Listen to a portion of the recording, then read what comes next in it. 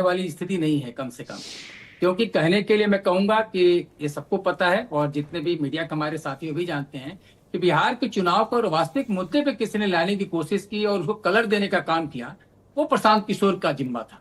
लेकिन आज की परिस्थिति ऐसी है कि आमने सामने एनडीए और महागठबंधन सामने चुनावी मैदान में। अभी जेडीयू के साथी ने कहा राजनीति में कोई अस्थायी शत्रु और नहीं होता, न मित्र होता है, और समय आने दीजिए तो कभी ये भी हो सकता है कि जब आज शत्रु है कल मित्र बन जाए। क्योंकि उन्होंने मेज आपकी ठोक कर बोली है कि सरकार तो हम ही बनाएंगे, और जिस बात के नीतीश जी जाने भी जाते हैं। तो मैं तो इतना ही कहूंगा विरोधी खेमे में बैठे लोगों से कि नीतीश कुमार जी की आलोचना उतना ही करें जितना बाद में उनको मनाने में दिक्कत ना हो, क्योंकि नीतीश जी का तो पैटर्न क्लियर है। स्मार्ट और अभी जेडीयू के साथी ने बोला है, he is a very smart journalist. साफ साफ उन्होंने कहा कि सरकार हमारी बनेगी और उनके कैरेक्टर का कोई व्यक्ति नहीं है, ये भी उन्होंने कहा है। तो न उनके कैरेक्टर के नरेंद्र मोदी हैं, न उनके कैरेक्टर के राहुल गांधी हैं, न उनके कैरेक्टर के अखिलेश यादव जी हैं। तो उनके कैरेक्टर को सबने देखा है। विनय जी, मैं तो अपनी व्यक्तिगत बात करूं तो मैं तो नीतीश कुमार का फैन हूं। वो होना भी चाहिए, लेकिन इसीलिए मैंने कहा कि जो व्यक्ति भी ये चाहता है कि सत्ता में रहे, उसको कम से कम चुनावी दौर में इतनी कटुता नीतीश कुमार पर नहीं थोपनी चाहिए, नंबर 1। दूसरी चीज, आपने अगर पूरे चुनावी पैटर्न को देखा होगा तो एक चीज साफ समझ में आ रही है कि एनडीए का चेहरा नीतीश कुमार है, लेकिन ड्राइविंग सीट पर बीजेपी बैठी है।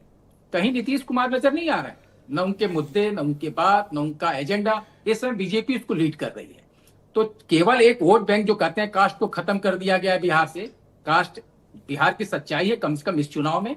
और इसीलिए आज अगले आदमी की आप काबिलियत देखो कि पूरा एनडीए गठबंधन सर के बल खड़ा है कि इस व्यक्ति को मुख्यमंत्री बनाना, और आराम से अपने घर में इत्मीनान से बैठा बंदा शांति के साथ, पूरे सब लगे मेहनत करने में। ये किस्मत की बात है सर। भाई बोलते रहे हैं कि एक राजनीति के तौर पे कहा जाता है ना कि कोई आदमी कुर्सी से भागता है, कुर्सी किसी के लिए भागती है।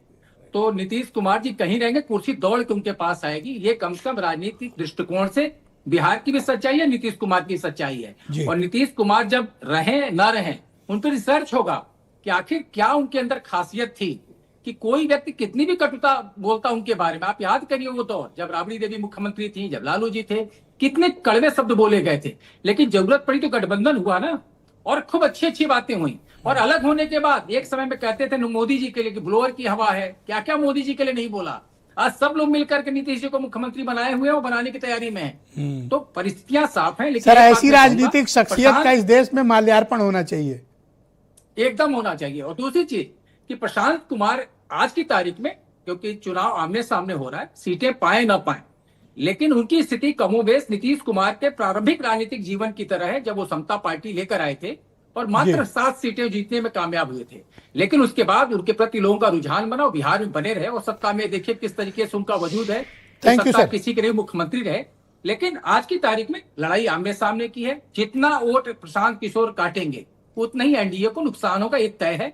ये आप कंफर्म हो कि प्रशांत जितना भी वोट काटेंगे बीजेपी के लिए वो एनडीए का काटेंगे एकदम।